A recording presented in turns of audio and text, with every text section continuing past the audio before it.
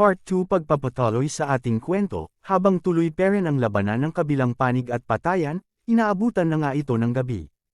At sa sigaw rin ng bandidong ito sa kasamahan niya na kahit isa daw ay wag hahayaan makatakas sa kanila lahat ay patayin nila.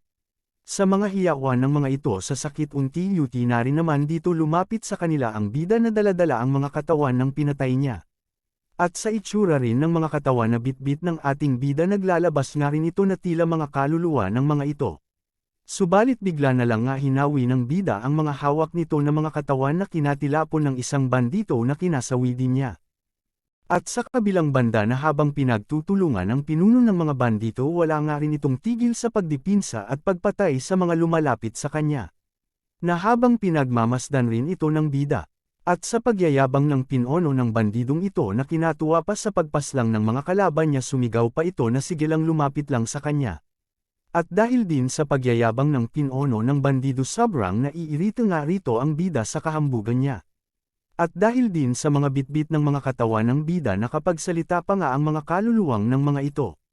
Na tinatawag ang kanila boss na lumapit daw sa kanila at samahan sila nito. At napagtanto rin naman ng bida ito na ito ang boss ng mga bandito at mukha naman daw malakas ito. Dagdag rin ng mga kaluluwa sa ating bida na malakas ang boss nila at pwede mo rin ba isama ang boss namin. Na tinugunan naman din ito ng bida na kung ayan ang kahilingan mo ay isasama niya rin daw ito. Dagdag rin ng bida na habang naglalabas ng usok sa bibig niya ay lalamunan niya daw ito ng buo. Ganun pa man sa walang kaalam alam na boss ng bandidong ito na nagbabat siyang panganib sa kanya. Tuloy-tuloy pa rin nga ito sa pagpatay sa mga kalaban niya. Subalit bigla na lang nga may tumawag sa kanyang pangalan na Aigo. At dahil din sa pagtawag sa pangalan niya agad rin naman ito napalingon at nagtataka na kung sino ba do ang tumatawag sa pangalan niya. Dagdag niya pa na kung sino ka ba sa tingin mo na tawagin ang pangalan niya. Ngunit sa pagharap naman niya bigla naman din siya nito inaatake ng bida na kinagulat niya at kahit papaano naharangan niya din naman ito. Subalit sa lakas ng atake ng bida tumilapon din naman ang pinono ng bandido at nakapagsabi pa sa bida na kung ano bang klase ba itong tao. Kayong pamang tinitigan lang naman ito ng bida at naglalabas ng nakakatakot na aura niya dito. Dahil din sa takot ng pinuno ng bandido sinasabi niya din dito sa harap ng bida na isa daw itong baliw na bastardo. Subalit mas lalo pa nga ito ikinatakot ng pinono ng mga bandito dahil sa mga nakikita pa niya. At nilamon na nga ito sa takot sa pagkakita ng harap-harapan sa katawan ng mga kasamahan niya. At sa di mapigilan na panginginig at emosyon napaluha na lang ito at umiiyak at tinatanong ang bida na kung sino ba talaga ito. Subalit sa walang pakialam ng bida nito sa bandido naglalabas lang nga ito ng nakakasindak na tingin.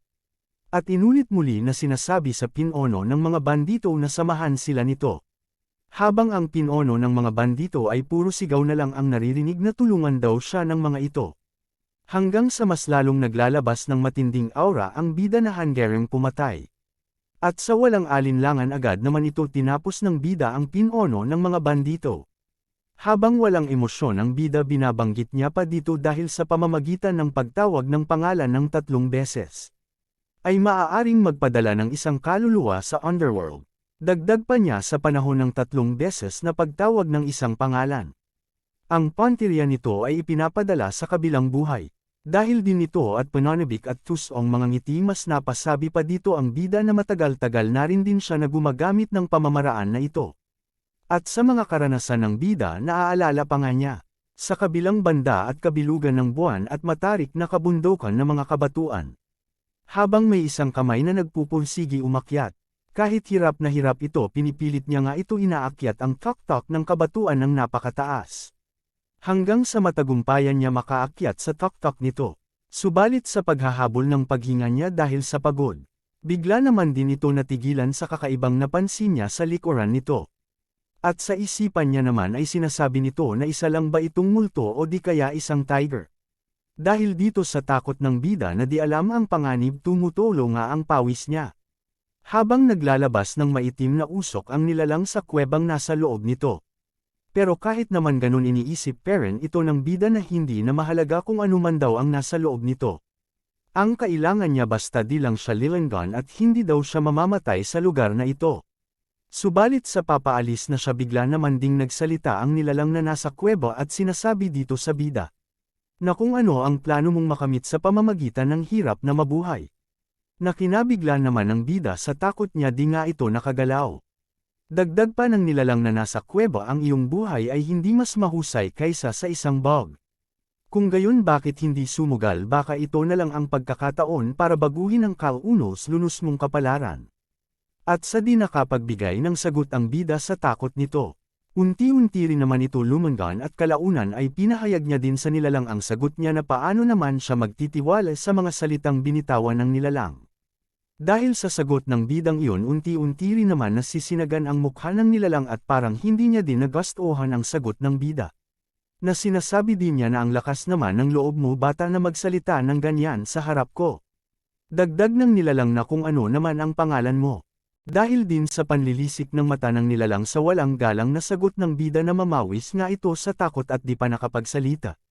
Subalit ganun pa man pinipilit niya pa din sabihin ang pangalan niya na Shuji ang pangalan niya.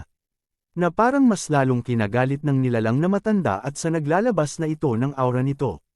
At pinapaulit sa bida ang pagbanggit ng kanyang pangalan. Dahil sa inis ng bida na nilalabanan nga nito ang takot at sinigaw sa nilalang na matanda na ang sabi Shuji ang pangalan niya.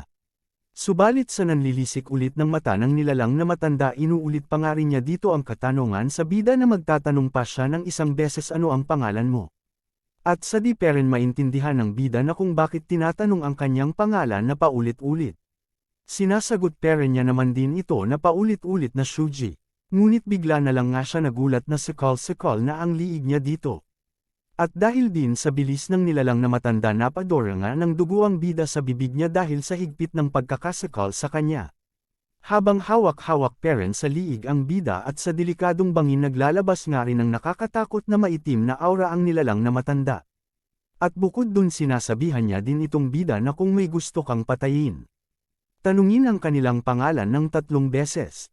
Dagdag ng nilalang na matanda anuman ang sagot magagawa mong pumatay ng sinuman. Ayon din sa bida ito ang isang pinagkaloob sa kanya ang kapangyarihan ng demonic art ang kanyang master. Ang sagisag ng kasamaan sa martial world ang Blood Demon Kokufu. Balik sa kasalukuyan habang tuloy-tuloy pa rin sa pagpatay itong bida animoy parang nagha-harps lang nga ito ng pananim. Ngunit bigla naman din ito napahinto ang bida dahil sa may bigla siyang may naramdaman na kakaiba. Subalit ganun pa man di parang nga maiwasan walang takot sa kanya ang mga bandito na papasogod sa kanya. Sumigaw pa sila ng sama-sama na patayin nila ang bida dahil sa isa daw itong halimaw. Ganun pa man naglalabas lang naman ulit dito ng usok ang bibig ng bida. Dahil sa kakaiba talaga daw ang kanyang pakiramdam at bukod din mas malinaw ang kanyang pag-iisip ngayon kaysa dati. At sabay tarak ng sibat na papasugod na mga bandito. Sa isipan din muli dito ng bida ang kanyang hindi kumpleto na kapangyarihan ng demonic art ibinigay sa kanya. Ang binhi ng kapangyarihan ng demonic ay nagugat sa aking dantian. Ay dapat na tumagos sa aking mga buto at ulap ang aking isipan. At pero ngayon napakaganda na makiramdam ito. Habang nakapikit inisip rin ng bida na kung ano ba talaga ang nagbago. Hanggang sa bigla na lang ang ina-absorb ng bida ang mga kaluluwang na pinapatay niya. At tuluyan na din niya itong napuro sa dantian ng bida. Dahil din sa mapadilat na din ang kanyang mata. Bukod din sa mga palaisipan ng bida sinabi niya din. Ang pagkakaiba mula noong pagkakaroon ng kapangyarihan ng demonic sa aking nakaraang buhay ay. Nakalimutan ko ang lahat tungkol dito pagkatapos sumali sa hukbo, ngunit. Bilang isang bata natutunan ko ang Miao Tribe breathing technique. Dagdag muli ng bida habang naglalabas ng maitim na usok ang mga kamay nito. Ngayon nakikita ko kaya binibigyang daan ako nitong mapanatili ang aking kamalayan at mapanatili ang kailanawan ng aking kaisipan. At sa pagkaalaala niya muli sa matanda sinasabi niya din sa sabida. Hanggang sa ganap mong makabisado itong demonic art na kapangyarihan hindi ka na makakapit sa katinuan mo. Dahil din sa mga alaalang iyon napangiti na lang dito ang bida. At sa mga nakahandose na mga bangkay sa harap ng bida may bigla naman tumawag nito sa kanya. Nakinalinggan din naman niya dito. Subalit bigla naman din ito nagsigalang sa bida at nagpapasalamat sa kanya sa pagligtas sa kanila. Ganun pa man na pagtanto rin ng babae ang pagsusuri sa lakas ng bida. Sa isipan niya kahit nakatayo lang siya pero sobrang lakas na ng pressure. Dagdag niya pa at sunod-sunod niyang pinagpapatay ang mga bandido. Dahil sa walang pang nagsalita sa mga grupo ng mga babae, tinatanong nga ng bida ang mga ito na ano ang problema. Sa isipan muli ng babae sa pagkakita ng lakas ng bida, hindi niya daw ito pakakawalan at kailangan niya daw ito ma-recruit bilang kasamahan nila. At sa katanungan din naman ng bida sa babae, sinagot naman din niya ang bida. Pahayag niya, hindi ko alam kung bakit ang isang tulad mo ay nagtatrabaho bilang isang convoy hand sa aming enforcement bureau, ngunit kung hindi masyadong bastos magtanong, handa ka bang ipagpatuloy ang trabaho at ipapahiram ang iyong lakas para sa amin? At sa inumungkahi ng babae sa bida, tinanggihan niya na naman ito na walang pakialam sa mga ito. Nakinagulat din ng babae sa pagtanggi ng bida. At dahil din sa wala naman mapapala sa kanila, ang bida agad nga ito tumalikod at sinasabihan ang babae, kung wala kang ibang negosyo, aalis na ako. Ngunit sa desperadong mapasali ng babae itong bida, iniisip pa niya, hindi ko siya hahayaang lumayo.